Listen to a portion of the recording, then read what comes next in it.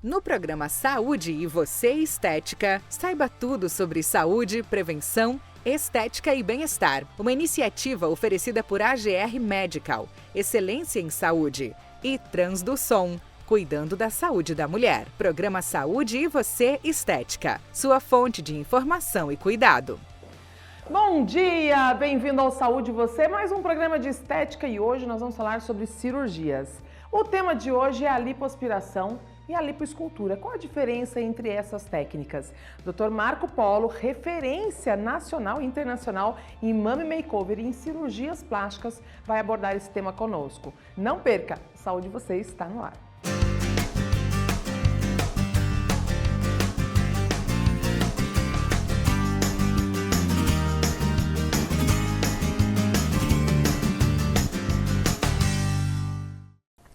E agora eu converso com ele que já esteve aqui no Saúde Você, uma referência nacional em algumas técnicas da cirurgia plástica, inclusive do Mummy Makeover. Hoje nós vamos começar a falar sobre cirurgias e a gente começa com uma que todo mundo quer saber, lipoaspiração. E para falar desse tema, Dr. Marco Polo. Tudo bem, doutor? Seja bem-vindo. Tudo bem. Feliz por estar aqui novamente e poder falar um pouquinho mais sobre cirurgia plástica. É um prazer. Agora nós vamos falar da lipo, que também é um tema muito perguntado, né? Acho que toda mulher tem vontade de fazer lipo, né, doutor? Sim, é uma das cirurgias plásticas mais realizadas no mundo. Mais realizadas no mundo? Agora, doutor, a lipo, até um entendimento. A lipo, ela começou, as pessoas fazendo a lipoescultura, aí depois entrou agora a lipo HD, lipo 3D. Qual a diferença da lipo de anos atrás para essa lipo de hoje? Com a criação das tecnologias, das inovações em relação à lipoaspiração, esses termos foram mudando um pouquinho. A lipoescultura é basicamente um procedimento que envolve duas cirurgias. A lipoaspiração associado à lipoenxertia, que é a introdução de gordura em determinadas áreas. E com a evolução e desenvolvimento de técnicas e tecnologias que aumentam a retração de pele, a gente conseguiu observar o desenvolvimento de outras técnicas de lipoaspiração, que é a famosa lipoaspiração de definição, em que a gente consegue, através de técnicas e de aparelhos, melhorar o contorno corporal, fazendo definições musculares em que a gente não tinha a possibilidade de fazer isso antigamente. Doutor, a gente vê aí nas mídias sociais, né, algumas pessoas da mídia que fizeram a lipo HD e aí o público fica na internet, né? O público fica ali discutindo na internet. Agora eu vejo que realmente tem mulheres que ficaram com a barriga muito marcada, muito seca, assim, às vezes até meio que pra dentro. Isso é uma escolha? Normalmente as mulheres querem essa barriga muito definida ou a técnica ela é dessa forma mesmo, ponto? Depende muito do desejo de cada paciente, mas a lipodefinição, ela flutua no limite do natural e do artificial. Então a gente tem que ter muito cuidado quando vai realizar uma lipodefinição para não gerar esses aspectos mais artificiais, esses aspectos que não dão naturalidade ao corpo de cada paciente. Mas o que as mulheres gostam? Uma curiosidade, porque assim, antigamente quando se colocava prótese de silicone, a mulherada gostava daquela prótese meio marcada. Isso com o tempo foi se perdendo. Tudo com o tempo vai se perdendo, as pessoas vão para os exageros, depois elas começam a voltar para a naturalidade. O senhor acredita que nessa lipo de alta definição é mais ou menos as mesmas coisas? Entram nesses abdômenes mega definidos e as pessoas começam a optar mais por naturalidade? Exatamente, esse é um ponto bem interessante. Assim como a prótese, no início aquela marcação era bem exigida pelas pacientes, a lipoaspiração também foi dessa forma em que os pacientes quiseram uma definição de áreas mais intensas do que hoje. Com a evolução da lipoaspiração, a gente observou que é muito mais natural e muito mais bonito um resultado com menos definição comparado àquelas cirurgias em que a definição é muito exagerada, muito intensa. Agora me diz uma coisa, a pessoa quando vai fazer uma lipo, é muito importante ressaltar que ela não é para emagrecer, né? Às vezes o paciente chega no consultório querendo fazer uma lipo, o senhor percebe que o paciente na verdade está querendo perder peso? Sim, é muito comum. E aí? Aquelas pacientes que estão acima do peso querem aproveitar a lipoaspiração para recuperar o peso que ganhou. É muito importante saber que a lipoaspiração é um procedimento cirúrgico de contorno corporal, que faz parte das técnicas do Mummy Makeover, que é a cirurgia da pós-gestação. Então é interessante deixar claro para todo mundo que a cirurgia de lipoaspiração é para melhora do contorno e não para perda de peso. Claro que com a retirada do excesso de gordura vai ter uma variação desse peso para menos, mas isso não é o objetivo. Quais são as principais recomendações antes do paciente fazer uma lipo, por exemplo? O paciente foi para o consultório, vamos fazer a cirurgia. Quais são as recomendações e para quem ela é indicada? A lipoaspiração é uma cirurgia como qualquer outra. Então todo cuidado a gente tem que ter para que a gente realize esse procedimento com segurança, que vai desde a consulta inicial a realização dos exames, o equilíbrio da saúde, que é para que a paciente possa entrar nesse procedimento nas condições mais adequadas. Tem uma pergunta interessante que veio da rede social. Afinal, o resultado pode ser revertido? Quais os cuidados que o paciente deve ter para manter uma lipo? Foi uma pergunta curiosa, porque, por exemplo, eu fiz lipo há X anos atrás. E eu tenho amigas que também fizeram e não engordaram nada. Eu perdi toda a minha lipo. O ganho de peso é um dos principais problemas na perda de um resultado cirúrgico. Mas tem pessoas que a gordura vai para outros lugares, mas a barriga continua chapada. Em áreas lipadas, geralmente esse ganho ele é posterior ao ganho de áreas que não foram lipadas. Então, inicialmente, com o ganho de peso, é muito comum observar o aumento das regiões que a gente não lipou e, por último, o ganho e a perda do resultado das regiões que a gente aspirou aquela gordura.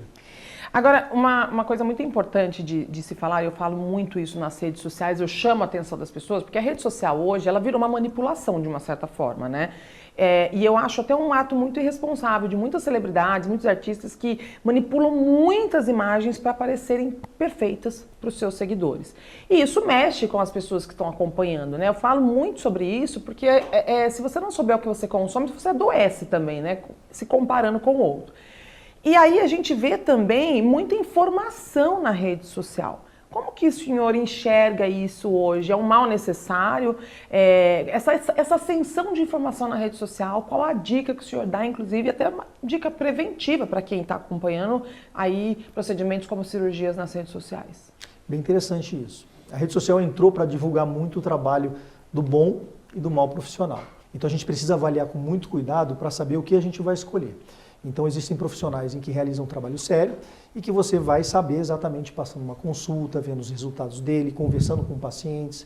Isso é muito importante para que a rede social não seja o único ponto de orientação para a sua cirurgia. Quando a gente fala dessa divulgação, eu vejo também muitas vezes, eu não sei nem se já é permitido aí pelo CRM, mas tem coisas que eu acho que são muito fortes para mostrar as imagens na rede social. Então eu sempre venho chamar a atenção das pessoas para observar, para pesquisar o médico, porque assim, todo mundo mostra o que deu certo, que ficou bonito, né? E a gente sabe que os riscos que podem acontecer se a pessoa não procurar bem um profissional ou até cair nessas armadilhas dos profissionais aí nas redes sociais. Então fica aí um alerta para vocês. Bom, eu vou para um break rapidinho e a gente continua, que eu tenho uma pergunta muito importante para o senhor.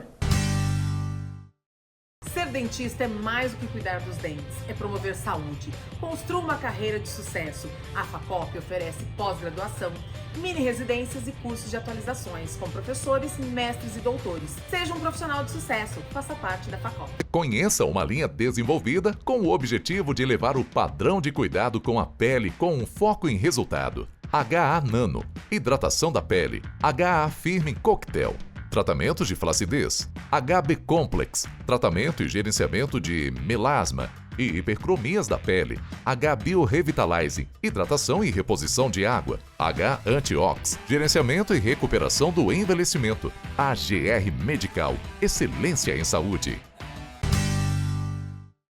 Estamos de volta e esse tema é muito interessante. Falou em cirurgia plástica, todo mundo já fica aqui atento, porque a gente tem que tomar muitos cuidados. Agora eu tenho uma pergunta, doutor. Com essa ascensão das cirurgias plásticas, das redes sociais, qual é o público que mais procura por esse tipo de cirurgia? E eu quero saber se o público da terceira idade aumentou significativamente também. É muito interessante essa questão, porque o público habitual da cirurgia plástica geralmente vinha das mulheres jovens e de meia idade. Com o fim do preconceito da cirurgia plástica, cada vez mais os homens vêm nos procurando para realizar a melhora do contorno. As pacientes de mais idade ficam mais seguras, porque elas obtêm muitas informações das redes sociais e conseguem pesquisar mais sobre cada profissional, sobre cada procedimento, dos riscos, dos resultados. Então, tudo isso faz com que a gente tenha um aumento das pacientes da terceira idade também. Doutor, quando se fala em cirurgia, de modo geral, a gente tem aí as contraindicações, né? Tem paciente que não pode fazer e ponto. No caso da lipo, tem contraindicação? Tem algum paciente que se chegar no consultório e tiver X comorbidade, ou enfim, o senhor vai falar assim, olha, infelizmente você não pode operar?